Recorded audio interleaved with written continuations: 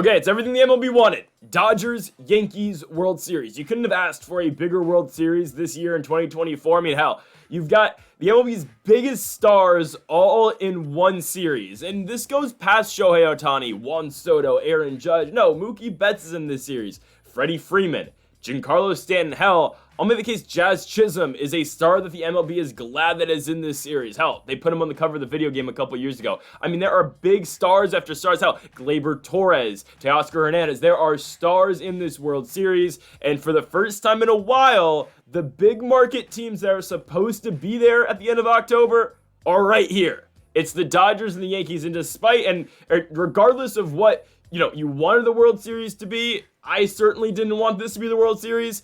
I'm not going to understate how big this series is between the Dodgers and the Yankees. Again, you've got the two biggest market teams in baseball. You've got two of the best franchises of all time going at it.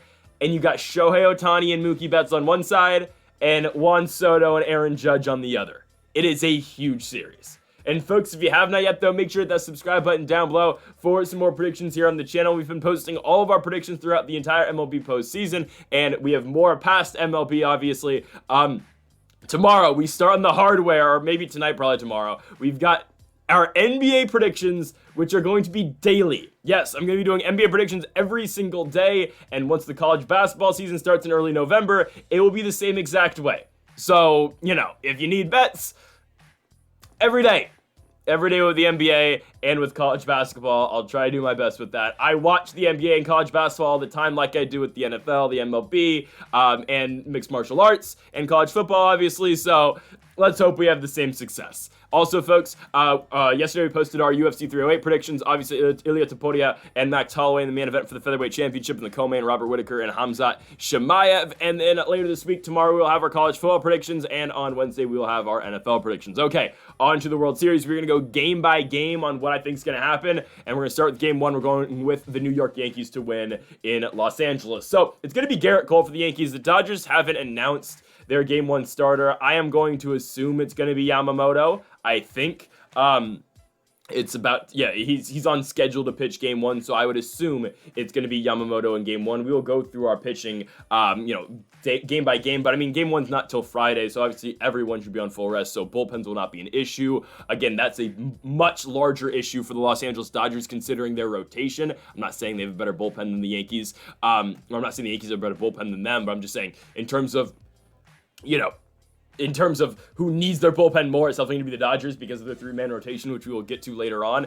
But game one, I'm going with the Yankees to win on the road. I feel like this is a big letdown spot for the Dodgers, I'll be honest with you. I think it is. Now, the Dodgers have won both of their game ones they've played so far in this postseason, but same can be said for the New York Yankees, right? The Yankees won game one against the Guardians. They won game one against the Royals. Both these teams have been dominant so far in the postseason. Garrett Cole has been good. I'm not going to say Garrett Cole has been, Astros Garrett Cole. He's been, lights out, but he's been good for the Yankees so far. He's pitched 16 innings in the postseason, and he's got 3.31 ERA. He has not done a bad job for them. Now they're a game two starter. That's, another issue that we're going to talk about in a minute here.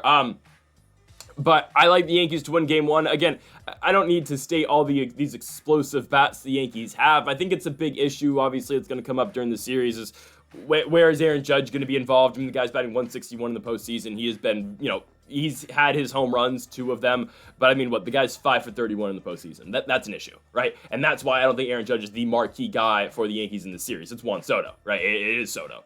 Giancarlo Stanton's a big star as well, who's been doing very well this postseason, batting 294. He's 10 for 34 at the plate, but Juan Soto is batting 333. He's, 11 for 33?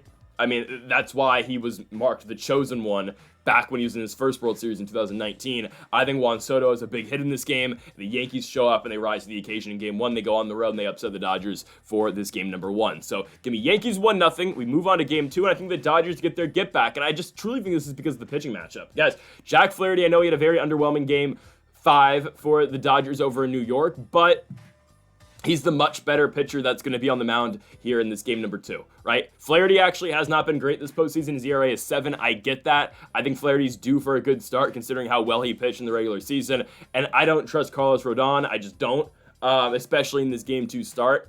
I think Flaherty's going to have one good start in this postseason. I think he's going to, and I think it comes right now. Now, anything past that, we'll see. but I think this is Flaherty's good start. And I don't think the Yankees go into Los Angeles and win back-to-back games. I just don't think it's happening. I think the Dodgers will be fine against Rodon. I'd expect, again, I think after a disappointing game number 1, the Dodgers do bounce back here. Tommy Edman, surprisingly, has been just lights out in this postseason. He's batting .341 so far. He's 15 for 44, so shout out to Tommy Edman, right? I mean, Mookie Betts is having a great postseason, batting .295. You've got, Shohei's been doing all right, too, batting .286. Obviously, that's not, that's very good. Shohei's 12 for 42 with 3 home runs and 10 RBI. I mean, again, Ohtani, had that. The start of his postseason could not do anything with no one on base. Slowly, it's getting better towards the tail end of that Mets series. And again, Ohtani is the face of the league, is the face of the Dodgers. I'd expect Ohtani to hit a bomb in this game, not off Rodon, but as soon as the Yankees have to go into their bullpen. And I think the Yankees are going to fall behind pretty quickly in this game. They're going to be down like 5-0. Shohei hits a 2-run blast. The Yankees kind of wave the white flag and say, you know what? We're going to go back to the Bronx, tied 1-1.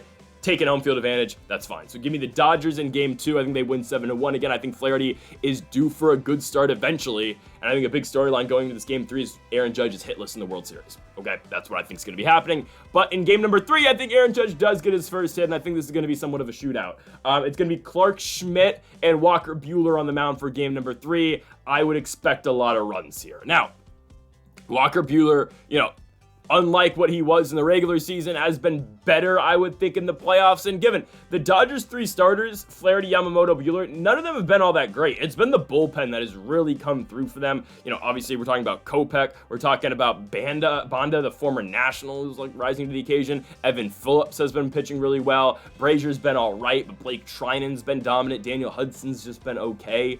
But it's been the Dodgers bullpen that's won them a lot of games. I think we see a lot of runs from off these starting pitchers in this game. Clark Schmidt has been okay, but obviously Schmidt is not, ERA of.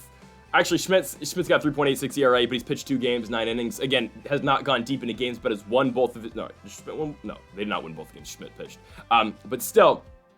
I think we see a lot of runs in this game, and I think the Yankees do end up on top. I think this is the game Aaron Judge hits his little Mickey Mouse home run over the short porch in right field or whatnot. It's going to, he's going to get one that barely gets out, and I think the Yankees take back momentum in this series, and they win game number 3, and I think they get it 8-5, and you see somewhat of a high-scoring game because, again, with the pitchers going and Buehler and Schmidt, and because also the Dodgers are going to need length out of Buehler in game number 3. Why? Because they go to the bullpen in game number 4. Now, I think this actually helps them. Their bullpen games have been very good for them this year. I mean, they shut out the Padres with the bullpen game. They shut down the Mets with their bullpen game last night. Again, the Mets scored runs last night, but the bullpen really came through. And I'll make the case bullpen games the best for the Dodgers. Now, they can't go to it every game, obviously, but this is what has really, pushed them in this postseason. Michael Kopech. You got Evan Phillips, Ryan Brazier, Blake Trinan. Those are your best guys out the pen, and they have delivered for the Dodgers. Obviously, those guys can't go the entire game, but they've been dominant, and this is where I think we see our lowest scoring game of the series. I don't think they shut out the Yankees because just this Yankees team is too explosive to get shut out. They just are. Like, someone's going to come through with a big hit, right? Soto, Torres, Chisholm, Stanton, Judge, Verdugo, Volpe. Like, one of these guys are going to come through with a big base knock. But I think the Dodgers shut them down, especially against the Yankees, who Luis Gil's going on the mound. I'd expect Ohtani to hit one out in this game. I think Ohtani's going to hit one off of Luis Gil. This series kind of dependent on if Freddie Freeman plays. I would expect Freddie Freeman to be okay for game number 1. Obviously didn't play game 6 of the NLCS. He's got till Friday to be back. He should be fine. And especially by now in the series, game 4, this is October 29th. This is next Tuesday. It's a week from tomorrow. Freddie Freeman will be fine.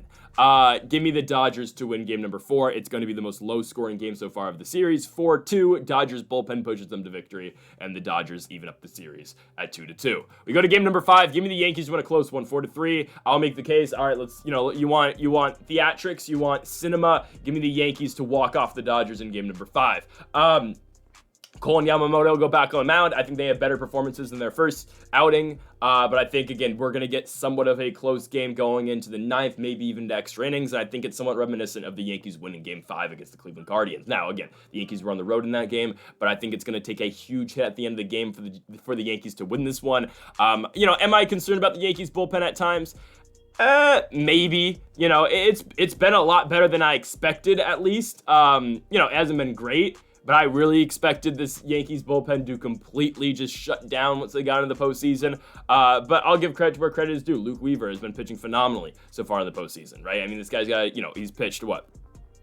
He's pitched 10 innings, given up 2 runs, I do believe. Like, Luke Weaver has been excellent for the Yankees. I think he gave up 3. Yeah, he's given up 3 runs, but still, right? They've had good pitching so far in this postseason when they have needed it, right?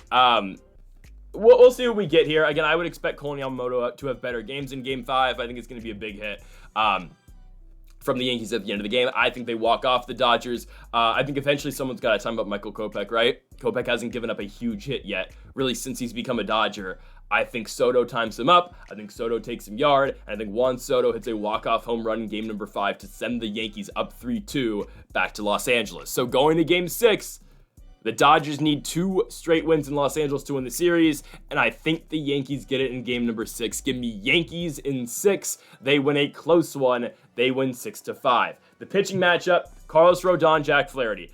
Don't get me wrong, I don't think all that highly of Carlos Rodon. I really don't.